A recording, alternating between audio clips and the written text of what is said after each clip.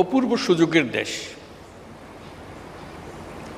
আমরা উত্তরাধিকার সূত্রে পেয়েছি অসংখ্য মানুষ, 17 কোটি মানুষের দেশ একটু ছোট্ট একটা জায়গার ভেতর, এবং তার মধ্যে বেশিরভাগ হলো টাটকা তাজা তরুণ। এরকম শক্তি খুব বেশি দেশের কপালে আসে নাই, আমাদের এসছে। যেটার কারণে বারে বারে জোর দিচ্ছি এই তারুণ্যের শক্তিকে উন্মোচিত করার, সুযোগ সৃষ্টি করার। তার মধ্যে আরেকটা বিষয় বারে বারে দৃষ্টি আকর্ষণ করি,